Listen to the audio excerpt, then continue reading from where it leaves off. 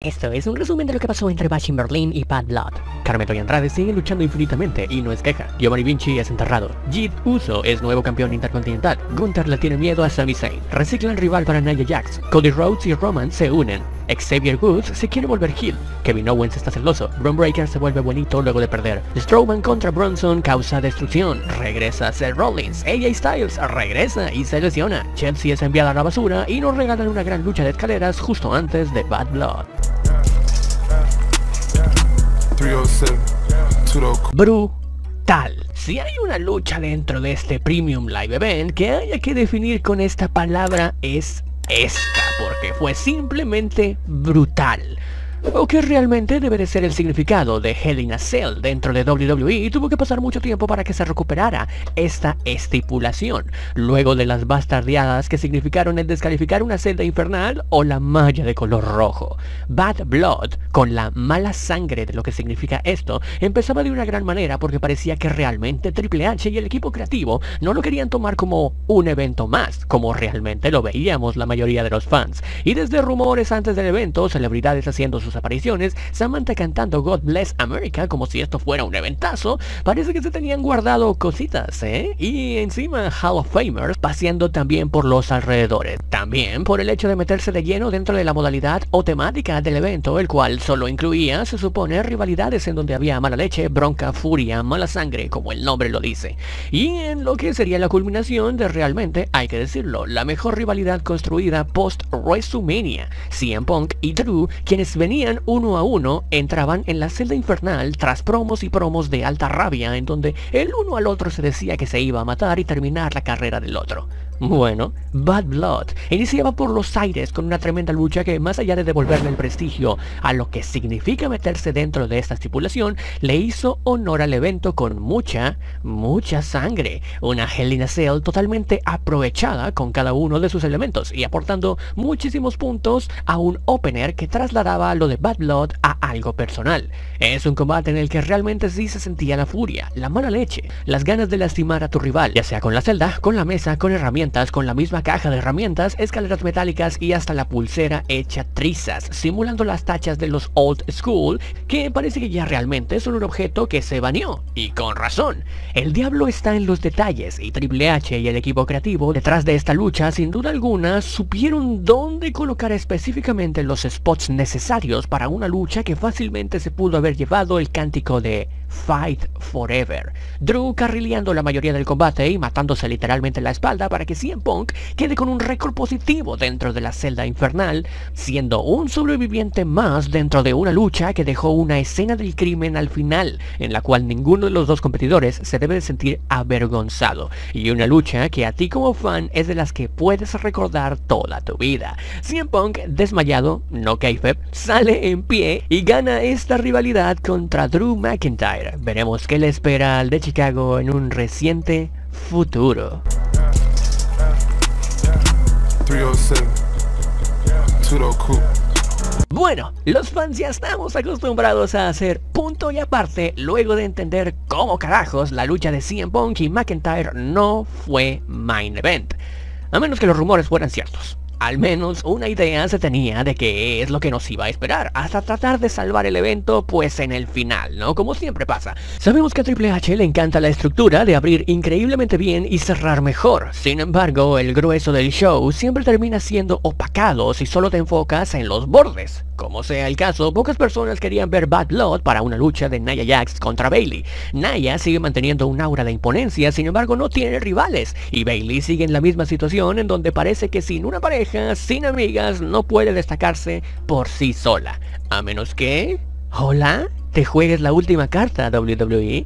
Como sea, esta lucha era prácticamente la misma que cuando lucharon por el título, pero cuando lo tenía Bayley. Simplemente el factor what if era que le agregaras a la rubia, quien de hecho entró, amagó, en una historia que se está haciendo cansina, porque otra vez los creativos siempre te están anunciando todo desde 5 meses atrás. Triple H y su problema serio con el estirar tanto una historia hasta que ya no dé para más es bastante serio. Nia Jax aplasta a Jessica Carr, la árbitra, quien mientras se recupera, Tiffany quiere como que sí, como que no, le da tiempo a Nia de levantarse como el Undertaker y mejor siempre no. Alcanza a ayudar a Nia con distracción campeón y la reina retiene, mientras Tiffany se plantea toda su existencia. He aquí el primer escalón del downgrade.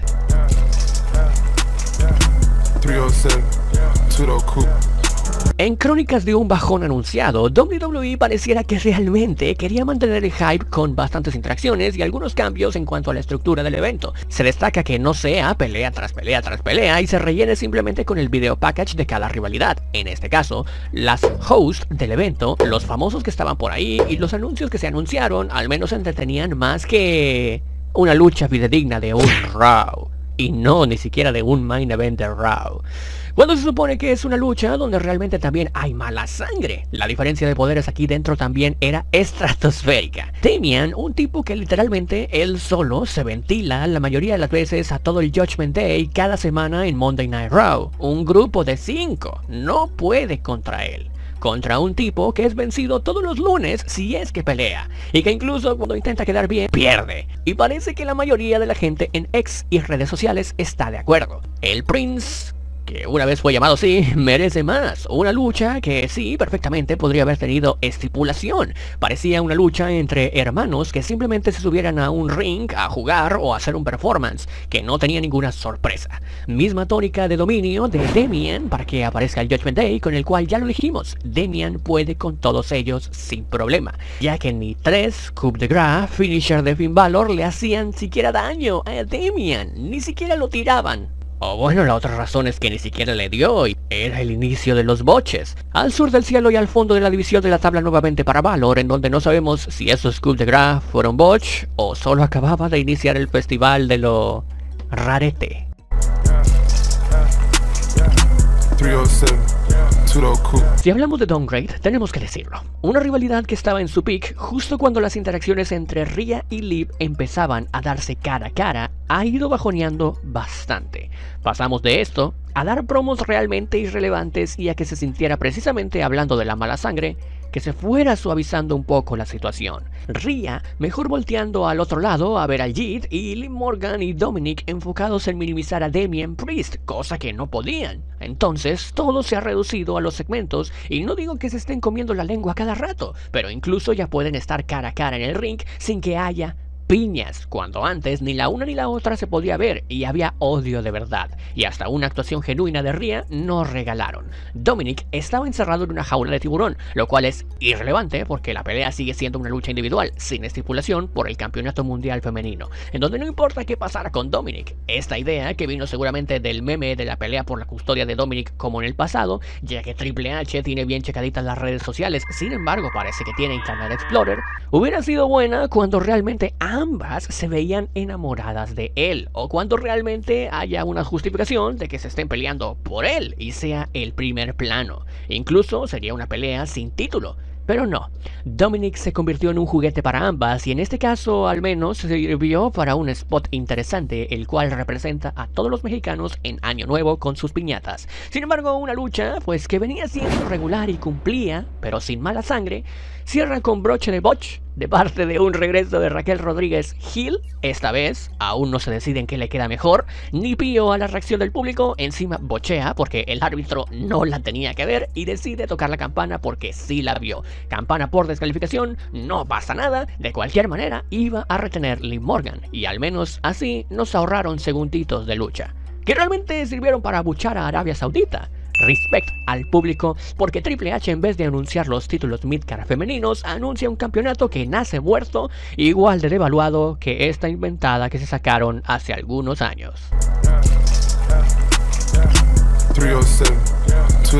Con un Bad Blood que realmente alteró las emociones en todo tipo de sentidos, restaba ver cuál era la sorpresa, o por qué esta lucha es main event sobre la primera. Y es que, una vez más, mientras ven de fondo las entradas, que obviamente fueron mejor que la lucha, ¿no crees tú, espectador? Y yo te quiero preguntar, que todo lo que tiene que ver con una lucha contra The Bloodline, de cierta importancia digamos, siempre simplemente se siente como... Sí, ya, hagan sus entradas, hagan lo suyo al principio, que en realidad no luchan casi nada porque se tardan 30 minutos para cada movida y solo se está esperando algo. con la lucha de The Bloodline, igual que cuando estaba Roman Reigns, igual ahora con Solo Sikoa, o cuando va a luchar alguien importante de esta familia, no importa el rival o el aliado, siempre es ese mismo sentimiento que lo quieren hacer cinematográfico, como el a ver ahora cómo va a terminar, a ver cómo van a interferir.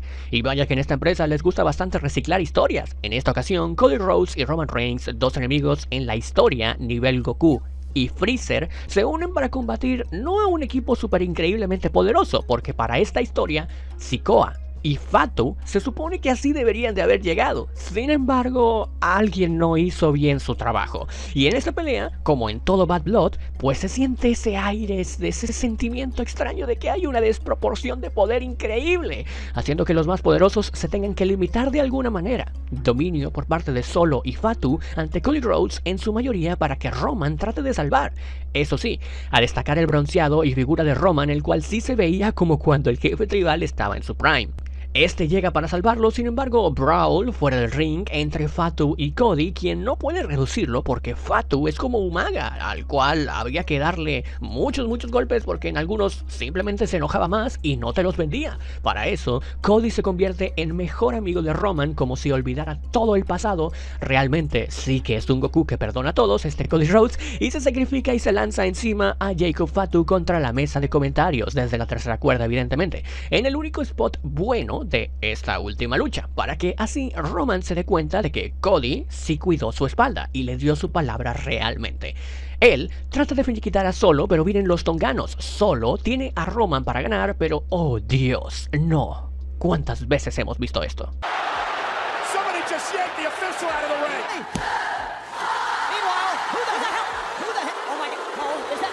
No, esperen, es Jimmy Uso, que también vuelve como face y ayuda a quien siempre fue su jefe tribal. Este sí tuvo una buena reacción del público, ya se le extrañaba, a decir verdad, y así Roman con lanza derrota a Solo y Fatu para llevarse la victoria, junto a Cody Rhodes, los tres alzándose como faces en una familia dividida, a la cual la interrumpe la mejor entrada en la actualidad, el jefe final. El que sí parece un mastodonte intimidante, pero más que nada corporativamente hablando, porque en el ring lo puedes reducir a cosas como esta.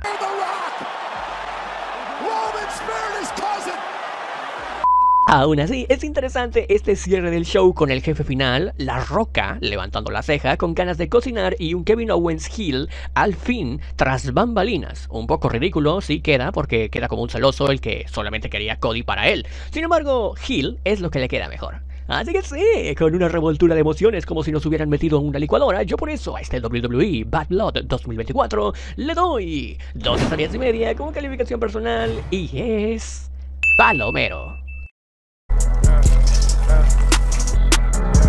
Whatever I'm with, flip it, just join a gang, get up on a bird, and ever since I've been up.